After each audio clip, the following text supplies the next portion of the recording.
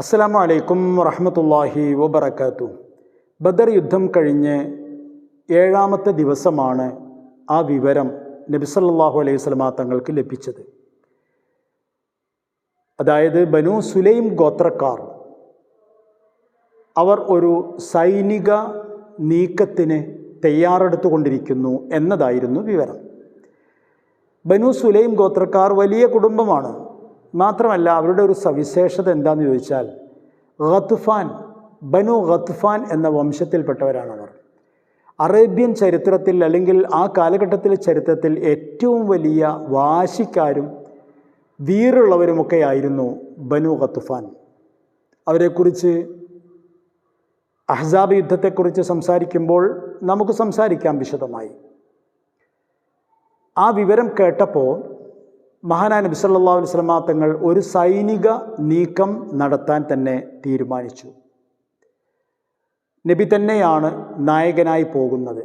ആവേശഭരിതരായ 200 യോദ്ധാക്കളും നബിയോടൊപ്പമുണ്ട്. മുസ്ലിം ക്യാമ്പിലാണെങ്കിൽ വല്ലാത്ത ഒരു ഉണർവും ഉന്മേഷവുമെല്ലാം ഉണ്ടായിട്ടുണ്ട്. ബദർ യുദ്ധം അവരെ ഈമാനികമായും കായികമായും മാനസികമായും എല്ലാം വളർത്തിയിരിക്കുന്നു. മഹാനായ നബി സല്ലല്ലാഹു അലൈഹി വസല്ലമ തങ്ങളും 200 ആൾക്കാരും ബനു സുലൈം ഗോത്രത്തിൻ്റെ ഗ്രാമമായ ഖദർ എന്ന സ്ഥലത്തേക്ക് പുറപ്പെട്ടു.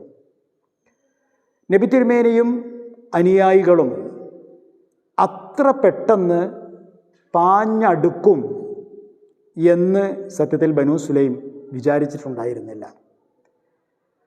നബിയെയും സൈന്യത്തെയും അവർ പൊടുന്നനെ കണ്ടപ്പോൾ അവർ ഞെട്ടിപ്പോയി. മാത്രമല്ല അവരുടെ ധൈര്യം ചോർന്നുപോയി. കാരണം ബദറിലുണ്ടായ അനുഭവം അപ്പോഴേക്കും എല്ലാ അറബ് ഗോത്രങ്ങൾക്കിടയിലും പരന്നിരുന്നു, പ്രചാരം നേടിയിരുന്നു. മറ്റൊന്നുമല്ല, മുഹമ്മദിൻ്റെയും അനുയായികളുടെയും യുദ്ധം എന്ന് പറയുന്നത് സത്യത്തിൽ ആയുധങ്ങളുടെയോ ആൾബലത്തിൻ്റെയോ യുദ്ധമല്ല, മറ്റെന്തോ ഒരു ശക്തിയുടെ യുദ്ധമാണ് എന്ന ഒരു സംസാരം എല്ലായിടത്തും പരന്ന് കഴിഞ്ഞിരുന്നു. ആ ഒരു ഞെട്ടലും ആ ഒരു പേടിയും ബനൂ സുലൈമിനുണ്ടായിരുന്നു. ഇത്ര പെട്ടെന്ന്, ഇത്ര ജാഗ്രതയോടെ, ഇത്ര കണിശത്തോടുകൂടി മുഹമ്മദ് സല്ലല്ലാഹു അലൈഹി വസല്ലം നബിയും സൈന്യവും എത്തിയത് കണ്ടപ്പോൾ അവർക്ക് പിടിച്ചു നിൽക്കാൻ കഴിഞ്ഞില്ല. അവർ ഓടിപ്പോയി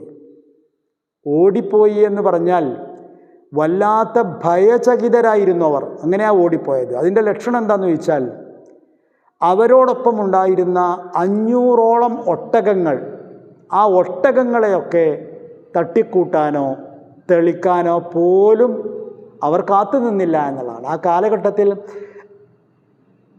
സമ്പത്തിൻ്റെ ഏറ്റവും പ്രധാനപ്പെട്ട ഒന്നാണ് ഒട്ടകങ്ങൾ എന്ന് പറഞ്ഞാൽ. എന്നിട്ട് പോലും ആ ഒട്ടകങ്ങളെപ്പോലും കൊണ്ടുപോകാൻ മെനക്കെടാതെ അവരോടി രക്ഷപ്പെടുകയായിരുന്നു. 500 ഒട്ടകങ്ങൾ.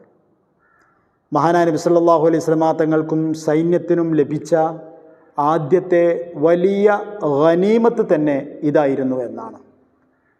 ആ സൈന്യത്തിൽ ഉണ്ടായിരുന്ന ഓരോ സഹാബിക്കും ആ ശ്രമത്തിൽ 2 ഒട്ടകങ്ങൾ വീതം ലഭിച്ചു എന്നാണ് ചരിത്രം.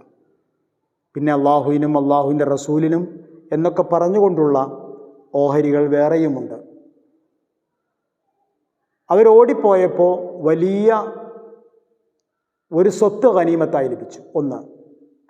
രണ്ടാമത്തേത്, എല്ലാവരും ഓടിപ്പോയി. പക്ഷേ ഒരടിമ, ഒരുപക്ഷെ പ്രായം കുറഞ്ഞ അടിമയായിരിക്കാം, അല്ലെങ്കിൽ അടിമത്വം കൊണ്ട് കഷ്ടപ്പെടുന്ന ആളായിരിക്കാം. യസാർ റളിയല്ലാഹു അൻഹു. ആ അടിമയെയും അവിടെ വെച്ചാണ് നബി തങ്ങൾക്ക് ലഭിച്ചത്. ആ അടിമയെ അപ്പോൾ തന്നെ മഹാനായ നബി സല്ലല്ലാഹു അലൈഹി വസല്ലമ തങ്ങൾ സ്വതന്ത്രനാക്കി വിടുകയും ചെയ്തു. ബനൂ സുലൈം ഗോത്രക്കാർ പിൻവലിഞ്ഞു എങ്കിലും നബി പെട്ടെന്ന് പിൻവലിഞ്ഞില്ല. അത് യുദ്ധത്തിൻ്റെ വലിയൊരു തന്ത്രമാണ്. യുദ്ധം വിജയിച്ചാൽ തന്നെ ആ വിജയം വളരെ പെട്ടെന്ന് ആഘോഷിക്കാൻ പാടില്ല. മറിച്ച് ഒരു പക്ഷേ ശത്രു ഓടിയിരിക്കുക ശക്തി സംഭരിക്കാനായിരിക്കാം. അതുകൊണ്ട് അങ്ങനെ വല്ലതുമുണ്ടോ എന്നൊക്കെ കാത്തു നിൽക്കേണ്ടതുണ്ട്. അത്തരം കാര്യങ്ങളൊക്കെ നബി തിരുമേനി സല്ലല്ലാഹു അലൈഹി വസല്ലമ തങ്ങളുടെ യുദ്ധ തന്ത്രങ്ങളിൽപ്പെട്ട ഒന്നുകൂടിയായിട്ടാണ് പഠനങ്ങൾ വിലയിരുത്തുന്നത്. മഹാനായ നബി സല്ലല്ലാഹു അലൈഹി വസല്ലമ തങ്ങളും സംഘവും 3 ദിവസം അവിടെ നിൽക്കുകയും തമ്പടിക്കുകയും ചെയ്തു. എന്നിട്ടാണ് നബി സല്ലല്ലാഹു അലൈഹി വസല്ലമ തങ്ങൾ മദീനയിലേക്ക് മടങ്ങിയത്. അതേസമയം മക്കയിൽ 2 ആൾക്കാർ തമ്മിൽ ഒരു അടക്കിപ്പിടിച്ച വർത്തമാനം, അതായത് ഒരു ഗൂഢാലോചന നടക്കുന്നുണ്ടായിരുന്നു. അത് പറയാം. വസ്സലാമു അലൈക്കും വറഹ്മത്തുള്ളാഹി വബറകാതുഹു.